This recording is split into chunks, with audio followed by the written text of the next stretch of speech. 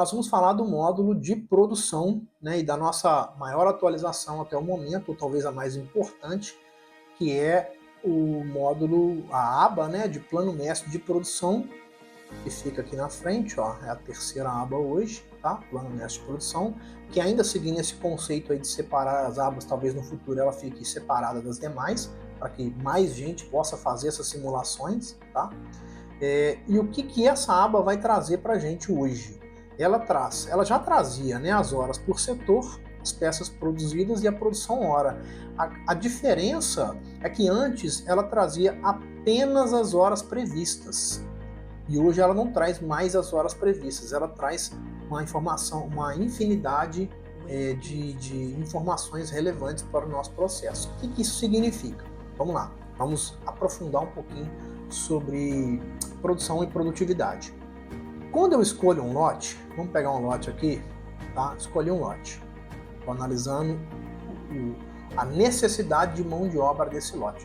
O que isso significa para mim? Baseado nos tempos de produção, né, que a gente vai lá, faz a cronoanálise, no futuro eu vou até fazer um vídeo específico sobre cronoanálise, detalhando esse processo, explicando como é que a OEE funciona, né, na prática, tá? Aqui eu vou pincelar um pouco mais rápido, mas sobre plano mestre de produção, o que é importante? Depois que você definiu os tempos, né, que você fez a medição e que você fez o apontamento desse tempo dentro do módulo de produção, no cadastro lá do setor, do processo do sistema Tech System, ele vai gerar para nós aqui, dentro de um lote, ou de um universo aqui de lotes, a quantidade de horas necessárias para produzir aquele lote, tá? Em cada setor.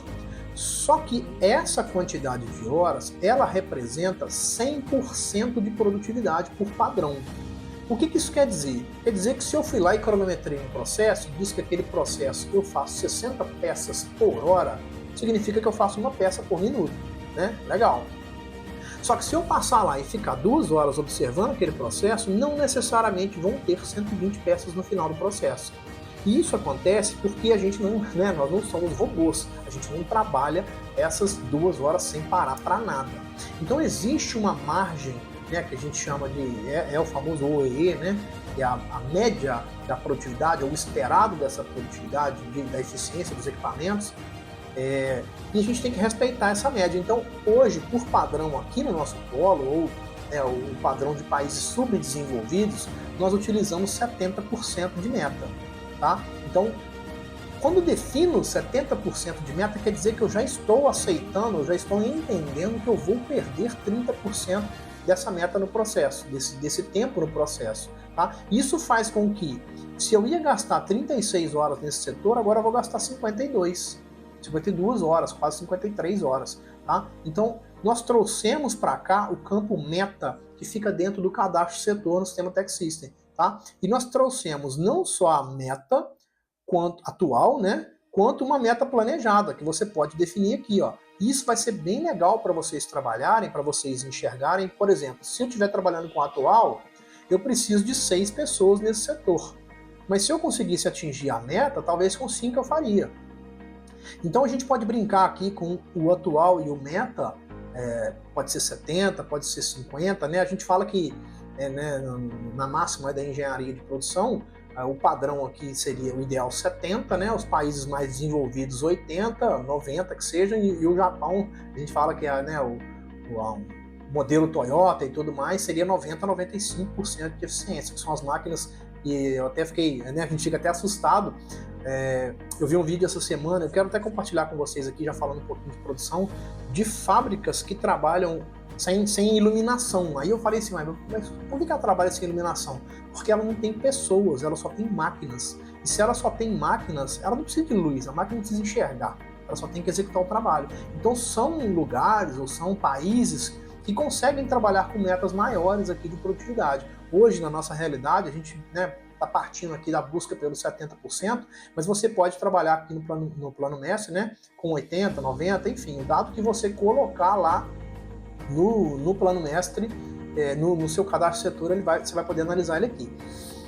Então, dito isso, sem muitas delongas aqui, né, eu vou te mostrar aqui a quantidade de horas previstas, baseado no critério de meta produtiva que você vai estabelecer. Eu vou aumentar a perda, Tá? Então, quer dizer, de 14 horas eu vou gastar 20, e 20 horas, baseado num turno de 8,80, que é o turno padrão nosso, né? 8 horas e 48 minutos, que representam as 44 horas semanais, nós vamos necessitar de 2,29 funcionários. Então, neste lote, o meu padrão seriam 6 funcionários no setor 1, 3 funcionários no setor 2, 2,6 funcionários.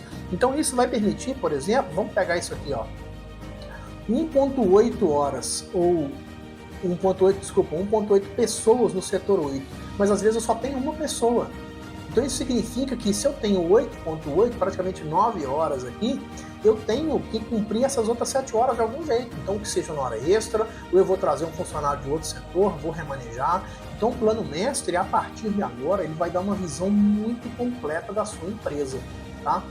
Eu ainda acredito que esse ainda seja mais um pequeno passo de onde a gente quer chegar com o Cronos BI, a gente quer cruzar todos esses dados aqui em larga escala, mas a gente entende que para o polo moveleiro hoje, o plano mestre, o Cronos BI já sair com um plano mestre que já define a quantidade de funcionários por setor ou a quantidade de horas extras necessárias, horas extras ou até horas sobrando, né? Às vezes tem setor aqui, ó, que o processo é rapidinho, então uma pessoa pode fazer 1, 2, 3, 4 processos também naquele lote. Tá? A gente entende que isso vai ser um adendo muito poderoso, né, à nossa ferramenta e ao nosso polo, né, complementando ainda cada dia mais o Cronos BI para ele se tornar essa ferramenta que a gente visa ser a ferramenta que vai unir o nosso polo em volta da gestão de dados, né, e da gestão tecnológica aí dos nossos processos.